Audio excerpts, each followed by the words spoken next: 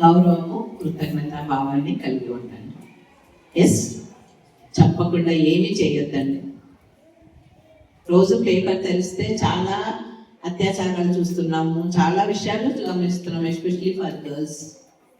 అమ్మాయిలకి రక్షణ లేదు, ఇవన్నీ చాలా మాట్లాడుతున్నారు. But as a social activist, psychologist, I can say only one thing.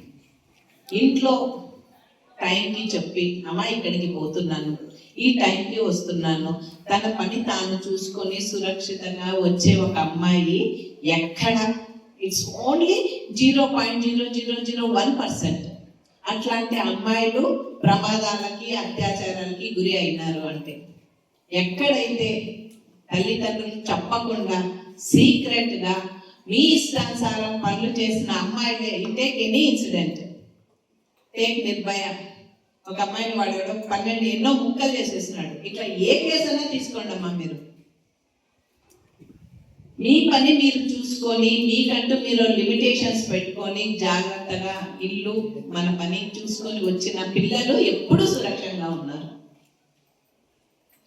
At the age of 15 years నుంచి నేను ఒక్కదాన్ని ట్రావెల్ చేస్తున్నాను. మా మమ్మీ పంపించేది.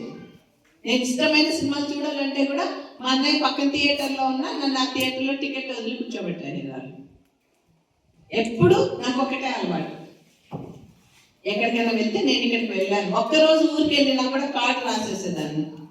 టిల్ టుడే నేను చాలా ఊర్లో తిరుగుతుంటాను. ఒక ఊరికి వెళ్ళంగానే, బస్సు ఎక్కగానే మా వారికి మెసేజ్ చేస్తాను. My family nose where I am. నా సెల్ ఫోన్ స్టేటస్లో నేను ఎక్కడున్నానో మెసేజ్ ఉంటుంది. మా ఇంట్లో ఎవరి ఫోన్లకి, నాటి వయసు వచ్చిన పిల్లలు ఉన్నారు, ఎవరి ఫోన్లకి లాకులు లేవు. లాకులు ఉన్నా ఒకరిలాగా ఒకరికి తెలుసు. ఎస్, నాకు ఫేస్బుక్లో 5,000 మంది ఫ్రెండ్స్ ఉన్నారు. 5,000 మంది ఫ్రెండ్స్ ఉన్నారు. I'm also using social media. నాకు యూట్యూబ్ ఛానల్ ఉంది. But never I faced any problem. Yes, only the thing always we should remember that solar family, సౌర కుటుంబం. దేనికి నియమించిన కక్షలో అవి నియమిత కక్ష. ఈ వర్డ్ బాగా గుర్తుపెట్టుకోండి. ఎవరికి ఇచ్చిన పనిని వాళ్ళు దాన్ని గుర్తెరిగి చేసుకునేవాడు ఎప్పుడు సమస్యలకి లోను కారు. అర్థమైందా? ఆకాశం చాలా పెద్దది, చిన్న గువ్వ ఉంటుంది, పెద్ద డేగా ఉంటుంది, రాబందు ఉంటుంది. అర్థమైందా? కానీ గువ్వ ఎప్పుడైనా అవన్నీ ఉన్నాయని భయపడి లోపల దాక్కుంటుందా? దాక్కోదు.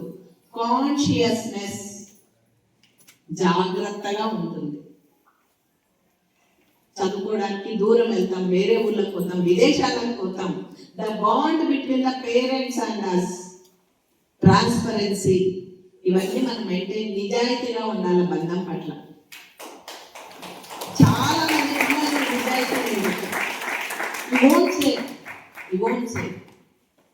నీ పేరెంట్స్తో నీకు ట్రాన్స్పరెన్సీ లేదు. నీ ఫ్రెండ్స్తో నువ్వు ఏం చేస్తున్నావో చెప్పవు, ఎక్కడ పోతున్నావో చెప్పదు. Who are the victim? Yourself. మీరే విక్టిమ్.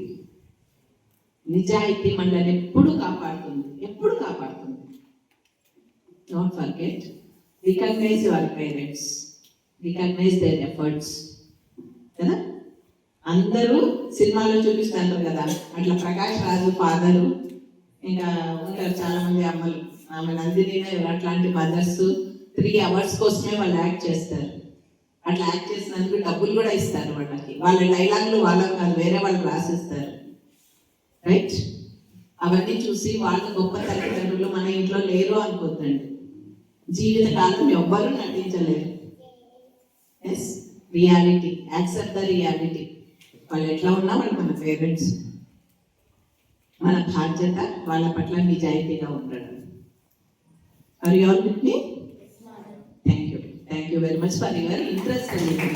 Thank you.